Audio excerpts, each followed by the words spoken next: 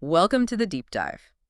You sent us some really interesting material this week, and it gets right to the heart of something we all experience: how we learn and how we connect with others through communication. Yeah, definitely. Our goal today is to take these complex ideas and unpack them in a way that's not overwhelming, but actually gives you some solid insights, those aha moments we're always chasing. Absolutely.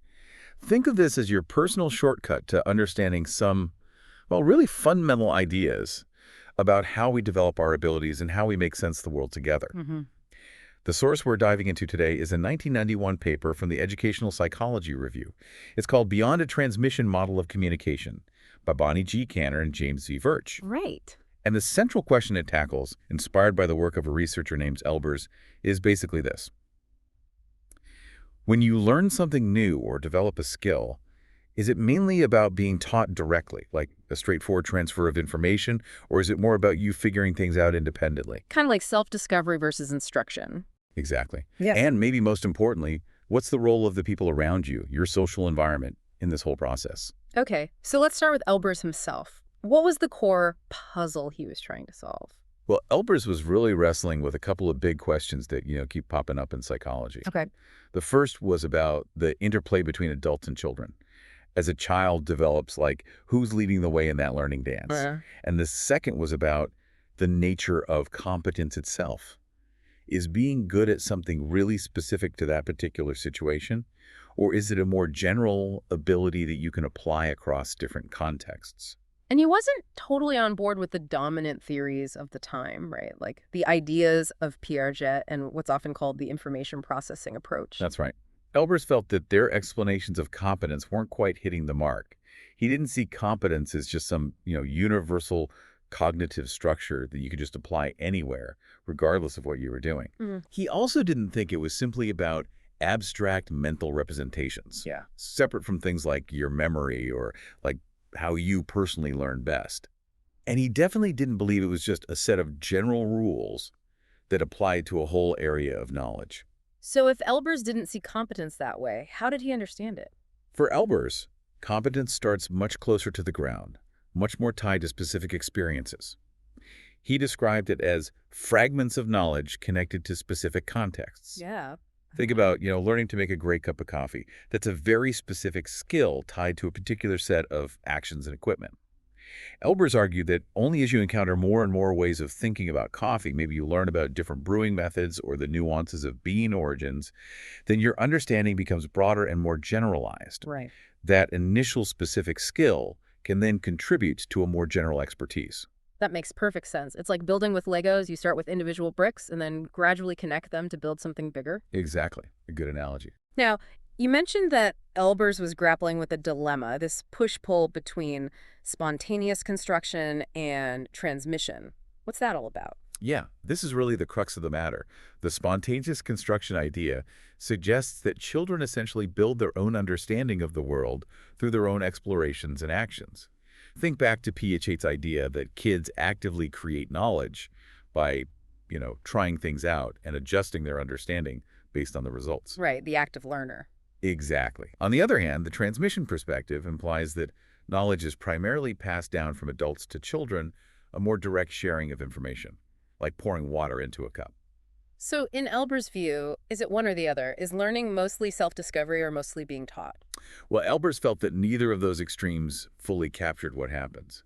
He didn't believe kids just magically invent all their knowledge from scratch, but nor did he think they were simply empty vessels just waiting to be filled with information. Okay, so he tried to find a middle ground. He did. He tried to bridge this gap by proposing that adults transmit perspectives on reality to children. Perspectives on reality. What does that mean exactly? The idea here is that adults offer a way of looking at things, a framework, and in doing so, they both integrate with and also shape the child's existing abilities. It's not just about handing over facts, it's about providing a framework for understanding.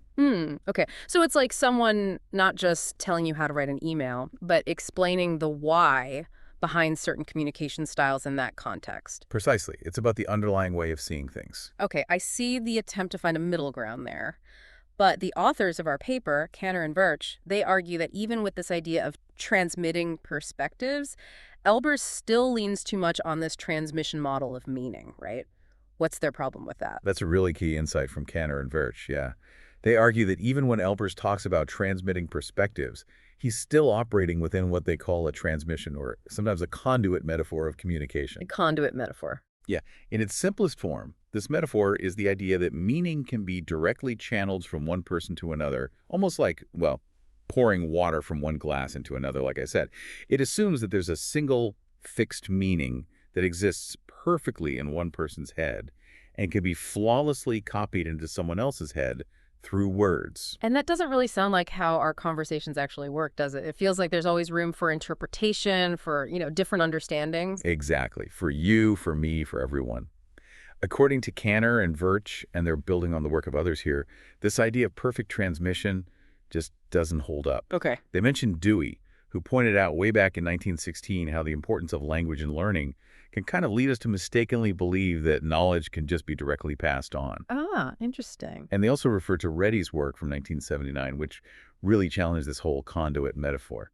Reddy argued that the assumptions of direct channeling and a single unchanging meaning just aren't realistic. Communication is much more nuanced and dynamic than that. It's messier. Right. Definitely messier. So if this transmission model isn't the best way to understand how we connect and learn, what alternative do Kanner and Virch propose? They advocate for a different way of thinking, one that's really rooted in the ideas of Vygotsky and also Bakhtin. Vygotsky and Bakhtin. Okay, yeah. This perspective emphasizes that communication and meaning aren't things that are simply handed over. They are actively created and negotiated through our interactions with each other. It's not about one person putting a thought into words and those words perfectly replicating that exact thought in your mind. It's much more collaborative. Okay, so it's interactive. And Vygotsky's general genetic law of cultural development is central to this alternative, isn't it? Can you break that down for us? Absolutely. This law is really a cornerstone of Vygotsky's thinking. It states that any higher mental function in a child's development appears twice, or on two different levels. Twice. How so? First, it appears on the social level, between people, what he called the inner psychological plane, like in the interaction itself. Okay. Between people first. Right. Then and only then does it appear within the individual on the intrapsychological plane, inside their own head, basically. Wow. So the ability to even think in a complex way starts with our interactions with others. That's precisely the argument. Yeah. Vygotsky believed that things like being able to focus your attention on purpose, or using memory strategically, forming abstract concepts, and even your willpower, these all originate in social interactions. Can you give an example? Sure. Think about a parent initially guiding a child's attention to a specific toy, saying, "Look at the red ball." Over time, through many interactions like that, the child internalizes this ability and can eventually direct their own attention, even without a parent prompting. I see. But the crucial point is that this process of internalization isn't just a simple copying. It actually transforms the function itself, changing how it works and its underlying structure. It's not just moving it inside, it's changing it. So it's like learning the rules of a game by playing it with others before you can really strategize about it in your own head. Exactly. He believed that these social relationships are the actual foundation upon which all these higher-level mental abilities are built.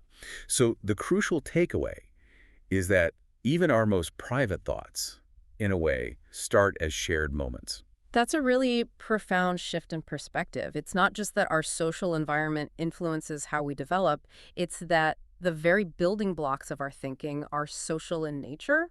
Precisely. And this stands in stark contrast to the transmission model, where the child is often seen as a more passive receiver of information, right? Yeah, definitely. In the Vygotskian view, children are active co-constructors in this interpsychological functioning. They're not just absorbing knowledge, they're actively participating in a social process that ultimately shapes their own internal mental landscape. So it's like you're not just being told a story. You're actively engaging with the storyteller and helping to shape the meaning of that story together. Exactly. Co-construction of meaning. Now, the paper also brings in Bronfenbrenner's idea of mutual accommodation and Bakhtin's concept of dialogicality. How do these ideas fit into this more interactive picture? Right. These ideas really build on and complement the Vygotskian perspective by further emphasizing the dynamic and interactive nature of both development and communication. Okay. Bronfenbrenner, especially in his later work, stressed that human development is this lifelong process of progressive mutual accommodation. Mutual accommodation. It happens between an active individual that's you, me, anyone, and your constantly changing environment, which includes both the social world, other people, and the physical objects around you. So it's not just about me adapting to my surroundings or my surroundings shaping me. It's a two-way street. Precisely. The mutual part is absolutely key. It's an ongoing interaction where both the individual and their environment are continuously influencing and being influenced by each other. Right. It's not just adding up your individual traits and the characteristics of your environment. The interaction itself is the most important thing to understand.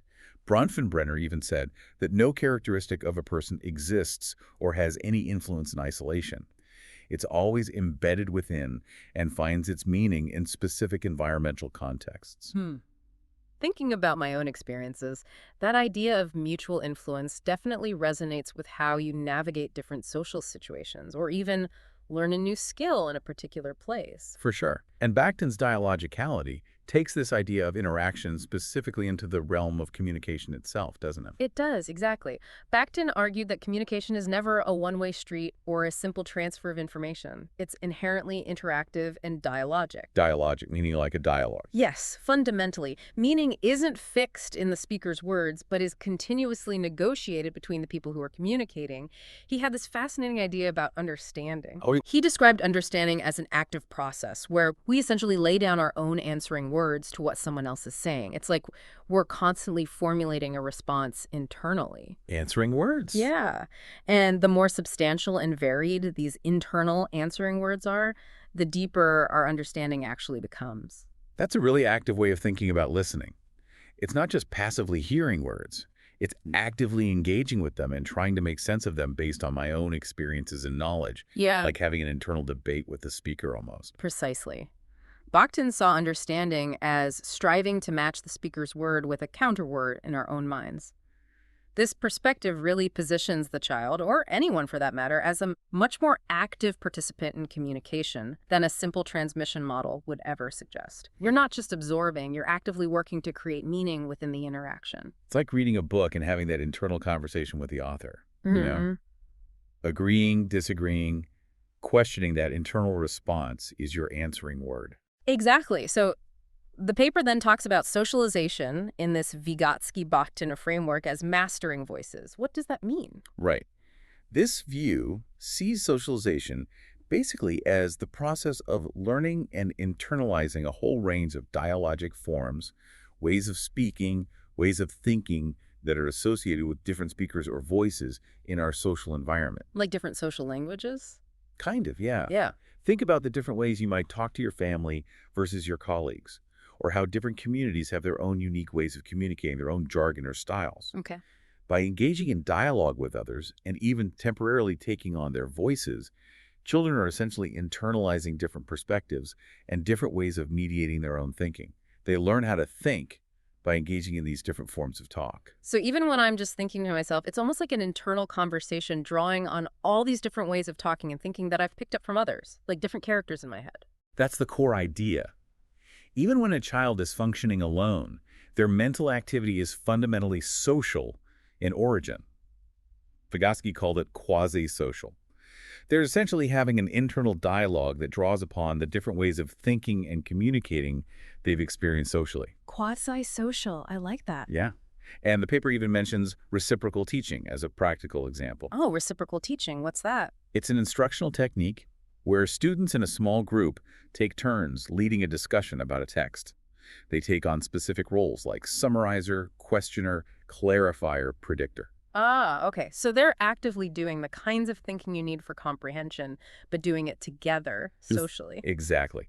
This active engagement in interpsychological functioning thinking together has been shown to significantly improve individual reading comprehension later on. It really highlights how our internal cognitive processes are rooted in social interaction. So for anyone listening, it underscores how discussing ideas with others can actually deepen your own understanding, even when you later reflect on them alone. Absolutely. It all circles back to this idea of active participation in social interaction being absolutely fundamental to how we learn and communicate, doesn't it? It really does. So bringing it back to Elbers, the paper concludes that while he raises some really important questions about competence and development, And he definitely did raise important questions. right, but his continued reliance, even subtly, on the transmission model ultimately limits his ability to fully account for the child's active role in all of this. Exactly.